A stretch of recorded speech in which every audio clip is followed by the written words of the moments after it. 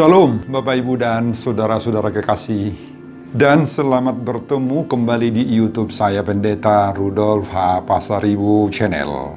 Dengan dan lewat channel ini saya komit untuk senantiasa menyebarkan firman Tuhan. Karena saya percaya berlandaskan Yesaya pasal 55 ayat 11 bahwa firman Tuhan yang saya dan bahkan Bapak Ibu dan saudara-saudara juga ikut sebar lewat apapun juga, termasuk lewat video ini, tidak akan kembali dengan sia-sia, tetapi bekerja sendiri lewat kuasa dan berkat urapan Roh Kudus. Mari Bapak Ibu, saudara-saudaraku, saya ajak untuk membantu saya menyebarkan pengajaran firman Tuhan di Minggu Misericordias Domini, 26 April 2020. Terambil dari khotbah Roma pasal 3 ayat 1 sampai dengan 8 dan epistel bacaannya dari Bilangan pasal 14 ayat 17 sampai dengan ayat 19. Diikat dengan tema kesetiaan Allah.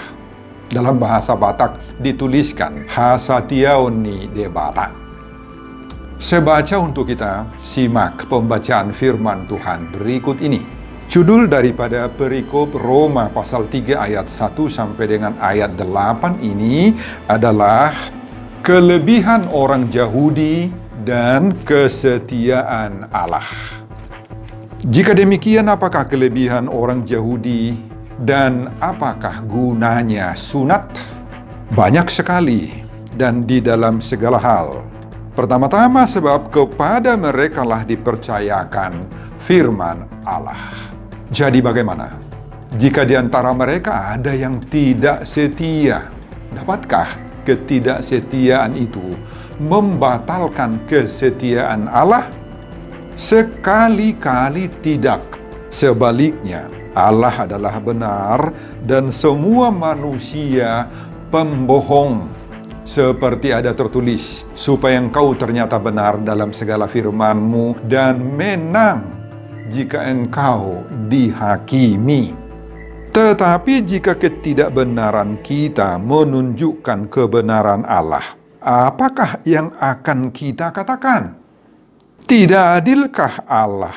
Aku berkata sebagai manusia, jika ia menampakkan murkanya? Sekali-kali tidak. Andai kata demikian, bagaimanakah Allah dapat menghakimi dunia? Tetapi jika kebenaran Allah oleh dustaku semakin melimpah bagi kemuliaannya, mengapa aku masih dihakimi lagi sebagai orang berdosa? Bukankah tidak benar fitnahan orang yang mengatakan bahwa kita berkata, marilah kita berbuat yang jahat, supaya yang baik timbul daripadanya? Orang semacam itu sudah selayaknya mendapat hukuman. Saudara, demikian nats khotbah yang diperuntukkan pada Minggu Misericordias Domini, tanggal 26 April 2020. Misericordias Domini itu didasarkan kepada Mazmur pasal 33 ayat 5b. Bumi penuh dengan kasih setia Tuhan. Dalam bahasa Batak ditulis Gok asini roha ni jahobado tanoon. Itu arti daripada Misericordias Domini. Bumi penuh dengan kasih setia Tuhan. Saudara, dalam khotbah pertanyaan yang lalu, saya juga sudah menjelaskan makna Misericordias Domini ini berdasarkan Bilangan pasal 14 ayat 17 sampai dengan ayat 19. Misericordias Domini mengandung makna yang dalam sekali. Bumi penuh dengan kasih setia Tuhan. Gok asini roha ni jahobado tanon. Bahkan dalam khotbah tersebut juga saya paparkan bahwa penampakan dari kasih setia Tuhan, asini roha ni debata, yang penuh itu dalam hidup kita sering dipahami orang ketika Tuhan sudah memberkati hidup manusia itu dengan misalnya mengizinkan kita sehat, mengizinkan berbagai-bagai rezeki, berkat, baik berkat jasmani maupun berkat rohani, pasu-pasu di bagasan permuluan Siganupari. Bagi banyak orang, kasih setia Tuhan itu dipandang sebagai pertambahan, mungkin berkat harta, kenaikan pangkat, jabatan, mungkin kedudukan, title akademis di jenjang tertinggi, sarjana, magister, bahkan gelar S3, doktor. Atau mungkin juga Bapak Ibu, kalau orang di pedesaan, kasih karunia Tuhan asini rohani debata itu dipandang dalam bentuk sinur napinahan, gabe ni akananiula. Binatang peliharanya, ternak-ternaknya berkembang semua, dan usaha pertanian juga memberi hasil sebanyak-banyaknya. Saudara, inilah gambaran dan realitas penampakan kasih setia Tuhan yang dimengerti, dipahami oleh banyak orang dalam hidup kita ini. Ya, tanpa menyangkal atau menolak bahwa semuanya juga itu adalah berkat kasih setia daripada Tuhan, anugerah silehon-lehon daripada Tuhan. Kita tidak menolak itu, tetapi sekarang kita perlu semakin diperkaya pemahaman, pengenalan tentang makna yang terdalam daripada kasih setia Tuhan itu. Saudara, mari kita coba menelusuri arti dan makna kasih setia Tuhan yang terkandung dalam nats khotbah kita di Minggu tanggal 26 April 2020, Minggu Misericordias Domini, yang terambil dari Roma pasal 3 ayat 1 sampai 8 yang sudah saya baca tadi. Paulus berbicara tentang kehidupan, kepercayaan, dan praktek agama yang dilihat, didengar oleh Paulus bagi orang Yahudi yang ada di kota Roma pada waktu itu. Sebenarnya Paulus sudah memulai diskusi ini pada pasal 2, mulai dari ayat 1, hingga diteruskannya pada pasal 3 ini, dan berakhir pada pasal 3, 26. Saudara, di pasal 2, mulai dari ayat 1 hingga ayat 29, sebelum nats ini, Paulus sudah membeberkan semua dakwaannya kepada orang Yahudi yang ada di Roma, begitu lengkap dan begitu terurai satu persatu.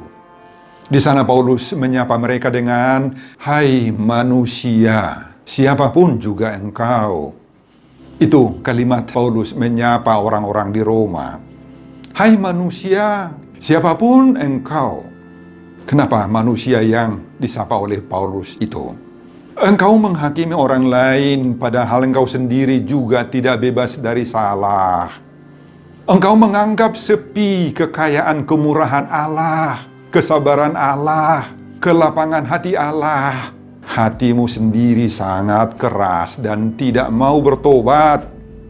Kamu menyebut dirimu orang Yahudi, bersandar kepada hukum Taurat, bermegah dalam Allah, tahu akan kehendaknya, diajar dalam hukum Taurat, tahu mana yang baik dan mana yang tidak baik. Yakin engkau adalah penuntun orang buta dan terang bagi mereka yang ada di dalam kegelapan.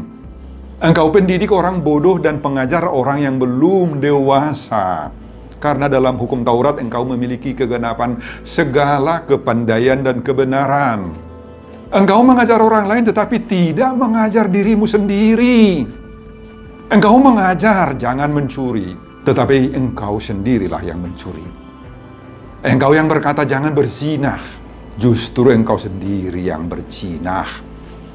Engkau jijik akan segala berhala, tetapi mengapa engkau sendiri merampok rumah berhala?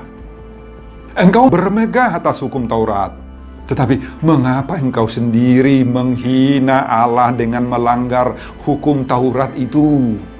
Wah, Paulus terus terang, to the point, menunjukkan semua keberadaan orang Yahudi yang ada di Roma pada waktu itu. Terbalik semuanya. Tidak sama hidup dengan perbuatan. Tidak sama keagamaan, kerohaniannya dengan praktek hidup sehari-hari. Nggak sama. Lain di dalam, lain di luar. Banyak lagi dakwaan dari Paulus. Termasuk tentang sunat. Sunat memang ada gunanya, kata Paulus, jika engkau menaati hukum Taurat. Tetapi jika engkau melanggar hukum Taurat, maka sunatmu tidak ada lagi gunanya. Saudara, Paulus menegaskan bahwa mereka tidak akan luput dari hukuman Allah, yakni pertama-tama orang Yahudi dan juga orang Yunani. Allah itu tidak memandang bulu, kata Paulus. Ada lagi, Paulus juga menegaskan, engkau menimbun murka atas dirimu sendiri. Dan hukuman Allah yang adil akan dinyatakan. Allah akan membalas kepada setiap orang menurut perbuatannya. Sebab semua orang yang berdosa tanpa hukum Taurat akan binasa tanpa hukum Taurat. Dan semua orang yang berdosa di bawah hukum Taurat akan dihakimi oleh hukum Taurat. Jadi jika orang yang tidak bersunat memperhatikan tuntutan hukum Taurat, tidakkah ia dianggap sama dengan orang yang telah disunat? Saudara, itulah semua dakwaan daripada Paulus kepada orang Yahudi di kota Roma. Apa kesimpulan dari pasal 2 itu? Paulus mau menegaskan bahwa keselamatan itu hanya datang dari kasih karunia daripada Tuhan sendiri saja. Baik itu bagi orang Yahudi sendiri, juga bagi orang Yunani, orang di luar Yahudi. Keselamatan itu bukan dari pekerjaan baik kita. Keselamatan itu bukan karena mengerjakan hukum Taurat dengan sempurna.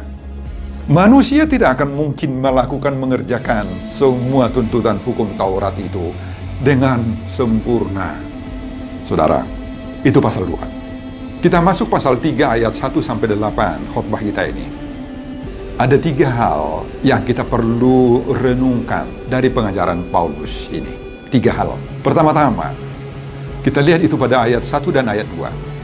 Ada 2 hal yang disebutkan oleh Paulus di sini, yaitu tentang sunat dan tentang panggilan Tuhan Allah yang pertama sekali dialamatkan kepada umat pilihannya sendiri, umat Allah. Dan pada ayat terakhir dituliskan, sebab kepada merekalah dipercayakan firman Allah.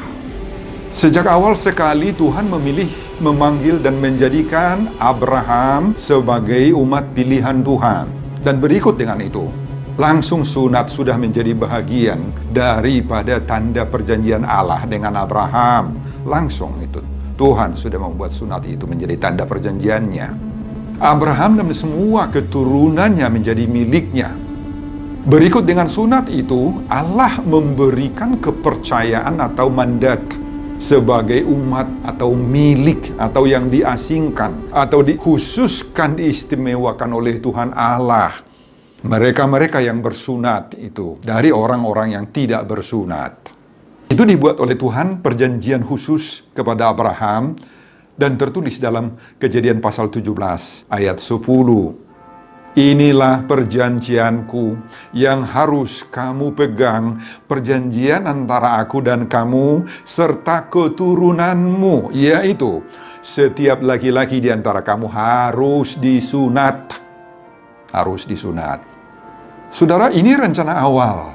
Dan itu terus berlanjut hingga pada masa Yesus. Dan Paulus juga saat khotbah kita ini. Itu terus berlaku perjanjian itu. Tuhan menghendaki agar semua miliknya, tanda kutip miliknya, umat pilihannya, orang yang diasingkan Tuhan itu, sungguh-sungguh harus menjadi perwakilan Tuhan di dunia ini. Wakil Tuhan di dunia ini. Dengan sunat dan dengan pemilihan itu, orang Yahudilah yang menampakkan diri hidup dan kehadiran Allah di tengah-tengah dunia ini. Dengan kehadiran orang Yahudi di tengah-tengah dunia ini, Allah dianggap sudah hadir. Mereka menampakkan diri sebagai milik Tuhan. Harus menampakkan diri sebagai milik Tuhan. Harus hidup sebagai orang kudus. Harus nampak mereka orang yang dipilih, yang diasingkan, dan memiliki mandat khusus dari Tuhan, menyatakan segala kehendak dan kemuliaan Tuhan di tengah-tengah dunia ini.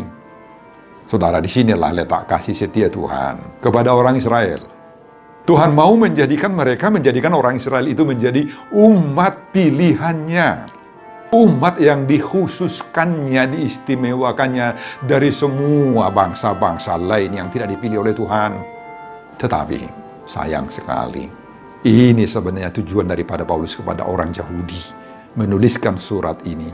Mereka gagal memenuhi panggilan Tuhan yang mengasingkan, yang membuat mereka, yang mengistimewakan mereka secara khusus di tengah-tengah dunia ini. Gagal. Kenapa gagal? Karena mereka tidak seturut dengan kehendak Tuhan. Mereka sering berontak, melawan, tidak setia kepada Tuhan. Dan sekarang, keduanya itu baik sunat, baik panggilan, atau mandat sebagai orang yang dikhususkan oleh Tuhan itu sudah sampai kepada kita saat ini, saat sekarang, kepada kita, orang Kristen. Saudara, sadarkah kita di situ? Pahamkah kita di kepribadian dan status kita sebagai umat pilihan Allah? Tuhan meminta kesetiaan kita juga, Bapak Ibu.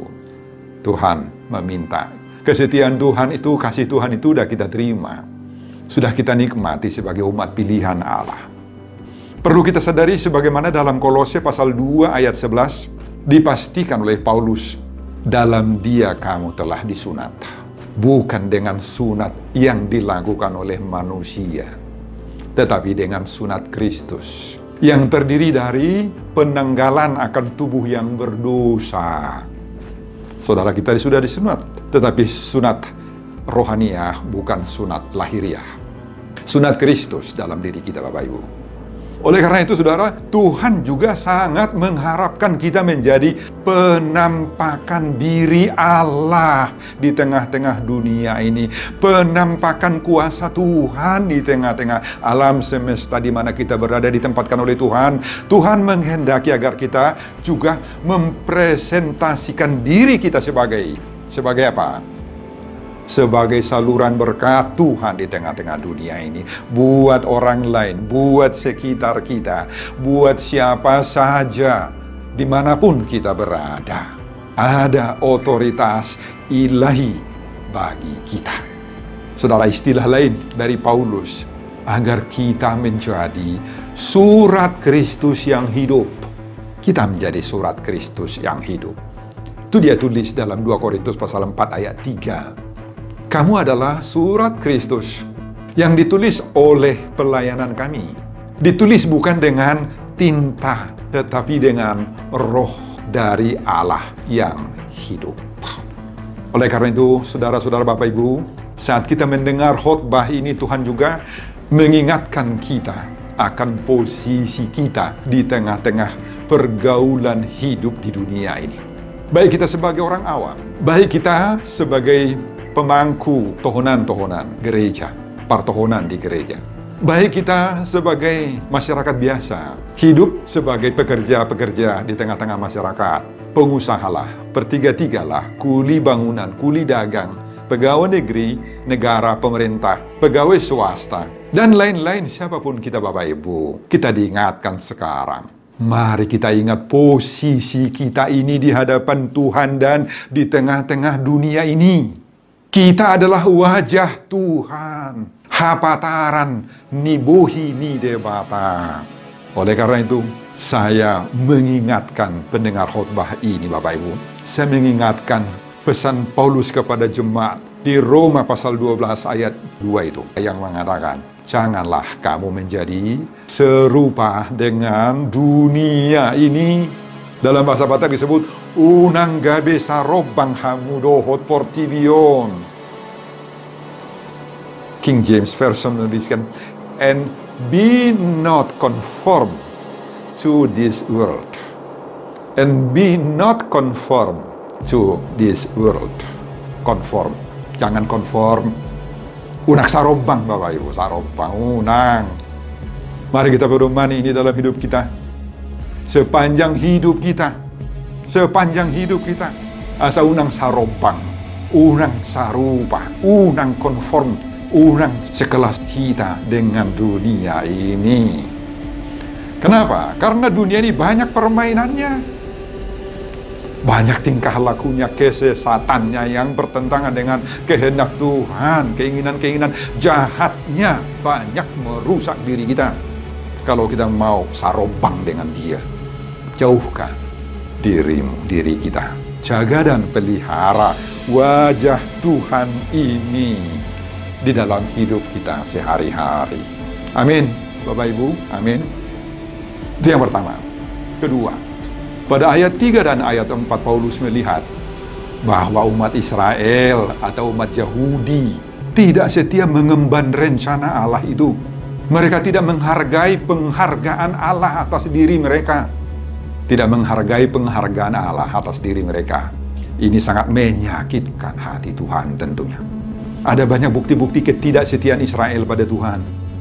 Itu terjadi sejak lama sekali. Dan yang paling menonjol sejak keluar dari perbudakan di Mesir. Kita tahu sejarah kehidupan mereka. Bersungut-sungutlah, tidak setialah, membuat patung emaslah saat Musa berada di Gunung Sinai lah. Seterusnya zaman hakim-hakim hingga raja-raja, mereka sangat-sangat banyak memberontak kepada Tuhan. Dan pada epistel Minggu tanggal 26 ini juga dituliskan dari Bilangan pasal 14 ayat 17 sampai dengan ayat 19. Orang Israel memberontak kepada Musa, kepada Tuhan, minta pulang saja ke Mesir lagi. Kenapa? Karena tidak percaya kepada Tuhan. Karena mereka takut kepada raksasa-raksasa. 10 orang melaporkan dari pengintai-pengintai itu bahwa mereka takut sekali kepada penghuni, penduduk tanah Kanaan yang tinggi-tinggi, kuat-kuat, sekelas dengan raksasa-raksasa. Hanya 2 orang yang mengatakan, Yosua bin Nun dan Kaleb bin Yefune, tidak, biarpun mereka hebat, tetapi kita lebih hebat, Tuhan kita jauh lebih hebat, kata mereka. Dan orang Israel mau mencederai kedua hamba Tuhan ini. Saudara, disinilah kita juga saat ini disapa, diingatkan, atau juga mungkin mendapat kena teguran daripada firman Allah ini. Kalau memang kita ada, harus ditegur oleh Tuhan. Ketika kita dihargai oleh Tuhan dengan menjadikan kita punya hak waris sorga, punya harta kekayaan sorga, menjadi anak-anak Tuhan yang diasingkan, diistimewakan, dan menjadi surat Kristus, tetapi kita tidak setia. Nah ini, diingatkan kita di sini. Diingatkan oleh Tuhan. Apakah kita setia kepada Tuhan? Jangan-jangan kita juga meniru orang Israel ini yang sangat-sangat dikecam oleh Paulus dalam Roma pasal 3 ini. Jangan-jangan banyak orang Kristen saat ini juga tidak setia kepada Allah dalam hal komitmennya untuk hidup sebagai surat Kristus, mandat Kristus, wajah Kristus yang nampak dalam perilakunya sehari-hari. Jangan-jangan banyak orang yang hanya menampilkan sisi-sisi religius dalam bentuk tradisi biasa-biasa saja. Sebagian ada yang rajin ke gereja, rajin membaca Alkitab dan lain-lain. Tetapi di sisi lain, rajin juga berbohong, rajin menipu, rajin berbuat cemar, suka berkelahi, ribut-ribut, marbadalah, bermusuhan dengan saudara, dan lain-lain. Itu akan menjadi bukti bahwa mereka atau orang yang seperti itu tidak setia kepada Allah. Sama seperti orang Israel yang mau percaya kepada sembahan-sembahan, patung-patung pada zaman dahulu. Jangan-jangan banyak juga orang Kristen yang masih percaya kepada kuasa patung-patung, kuasa-kuasa dalam bentuk perdukunan, kuasa gelap, yang mencari berkat dari orang-orang yang meninggal dunia, yang masih pakai jimat-jimat, masih pakai kuasa-kuasa duniawi, penjaga daging, penjaga rumah. Ini juga menjadi bukti sering kali tidak setia. Allah itu tetap setia kepada mereka, kepada kita, kepada dunia ini. Mengapa? Allah lebih tahu apa yang terbaik yang akan Dia lakukan buat kita, buat manusia, buat dunia ini, ketimbang langsung meniru perbuatan kita, ketimbang Allah itu terpengaruh dengan diri kita. Allah lebih tahu apa yang terbaik bagi kita. Allah tidak tergantung kepada keinginan kita. Kenyataan ini mengajar kita agar kita kiranya harus tetap senantiasa bersyukur akan kesetiaan Allah, dan juga mengajar kita untuk semakin setia kepada Allah itu di tengah-tengah maraknya ketidaksetiaan manusia kepada Allah di tengah-tengah dunia ini. Itu yang kedua. Yang ketiga, Paulus meluruskan pandangan Yahudi yang salah selama ini, yang menganggap bahwa dosa manusia, dosa orang Yahudi yang semakin besar, akan semakin membuat pengampunan Allah itu semakin besar pula. Oh, itu akan memberi orang berlaku seenaknya, akan membuat orang berlaku seenaknya dalam hidup ini, bahkan menyepelekan kasih Allah dan dengan hidup dengan cemar. Dan untuk pandangan yang seperti inilah Paulus mengatakan, orang semacam itu sudah selayaknya mendapat hukuman. Pada ayat 5-8. Saudara, Paulus di sini menegaskan kedaulatan Allah dan kasih setianya Allah yang besar kepada manusia. Seharusnya akibat dosa manusia, ia harus dihukum mati. Nah, akibat dosa itu, hukuman mati akan seharusnya diperlakukan. Tetapi Tuhan tidak menghukumnya seperti itu. Bahkan justru sebaliknya, menjadikan manusia menjadi partnernya, menjadi teman sekerjanya, dengan catatan bahwa akan ada penghukuman atas dosa-dosa manusia itu, walaupun tidak langsung dihukum oleh Tuhan. Itu sebabnya Allah mengizinkan orang Israel mendapat hukuman baik dalam perjalanan Mesir ke Kanaan, juga setelah menjadi bangsa yang besar di tanah Kanaan, diizinkan oleh Tuhan ke Asur, ke Babel, dan lain-lain. Allah tidak pernah mentoleransi dosa-dosa manusia, sehingga dianggap dosa itu akan melipat gandakan kasih Allah kepada manusia. Tidak seperti itu. Itu kesesatan pemahaman orang Yahudi selama ini yang dilihat oleh Paulus. Dan sekarang dirobak, diperbaharui oleh Paulus kepada mereka. Pemikiran seperti itu harus dirubah. Saudara, bagi kita sekarang, inilah suara Tuhan. Agar kita jangan mempermainkan kasih Allah atas diri kita. Jangan mempermainkan kasih Allah atas diri kita. Kalau Tuhan masih belum menghukum kita, meski sudah begitu bergelimangnya hidup kita dalam berbagai-bagai dosa, kebohongan yang masih bisa kita tutupi selama ini. Masih bergelimang praktek-praktek penipuan yang belum terungkap. Kita masih melakukan praktek-praktek okultisme, perdukunan, kuasa gelap. Dan orang lain tidak tahu siapapun, itu hanya kita yang tahu, yang melakukannya. Dan lain-lain, Bapak Ibu. Jangan kita merasa senang seperti tidak ada apa-apa. Jangan. Ingat, itu Tuhan tahu, Tuhan lihat dari sorga. Dan akan terbongkar nanti di suatu waktu. Dan ditimpakan akibatnya kepada kita. Itu soalnya di dalam Bilangan pasal 14 ayat 17-19 itu disebutkan, aku akan membalaskan dosa bapak-bapak kepada anak-anaknya hingga kepada keturunan ketiga dan keempat. Itu ditulis. Saudara-saudara, bertobatlah. Itu inti. Kalau kita mau mengenal kasih Tuhan, maka kasih Tuhan itu menghendaki kita supaya kita bertobatlah. Artinya bertobat apa? Mari kita tinggalkan ketidaksetiaan itu dan hidup menjadi orang-orang yang setia kepada Tuhan. Amin, Bapak Ibu. Amin. Terakhir turpuk epistel yang sebelumnya sudah saya upload di YouTube, yakni khotbah di pertanggihan Minggu Misericordias Domini 26 April 2020 dari Bilangan pasal 14 ayat 17 sampai dengan ayat 19. Boleh Bapak Ibu buka kembali YouTube itu. Sebelum Israel menempati tanah Kanaan, Musa menyuruh 12 orang pengintai. Tadi sudah saya singgung dalam khotbah. Mereka itulah tokoh-tokoh masyarakat yang dikedepankan di Patujolo yang mewakili ke-12 suku itu.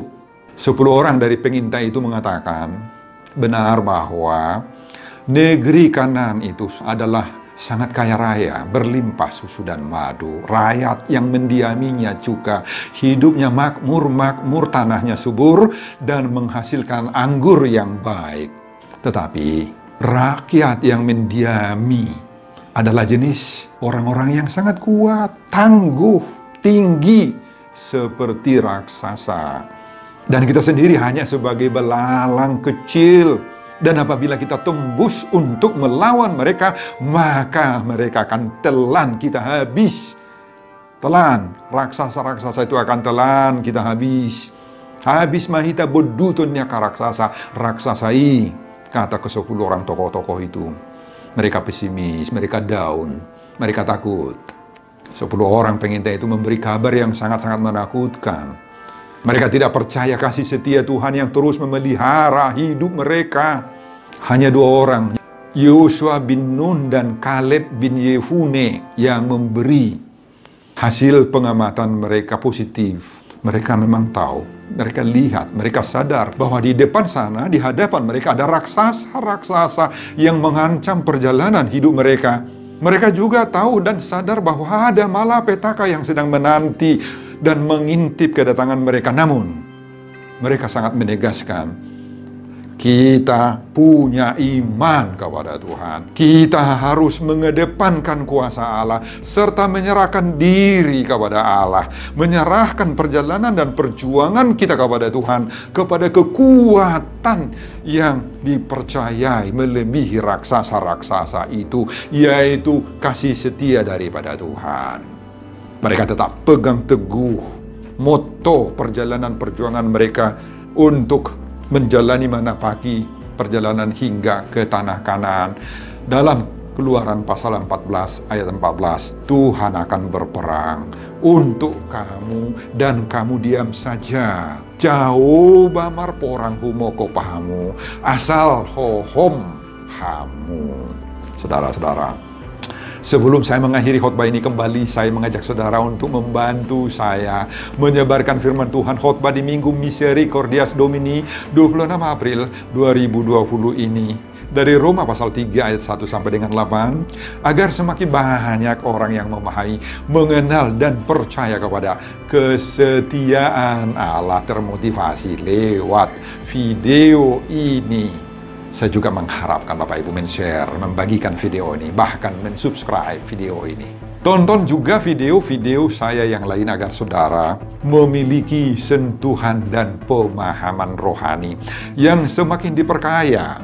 Buka di YouTube saya, Pendeta Rudolf H. Pasaribu Channel. Selamat mengikuti ibadah minggu di rumah kita masing-masing. Tuhan Yesus memberkati kita semuanya. Salam Horas. Amin.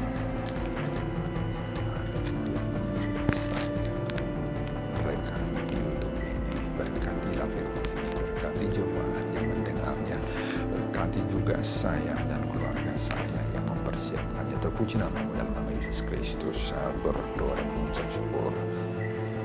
Amin.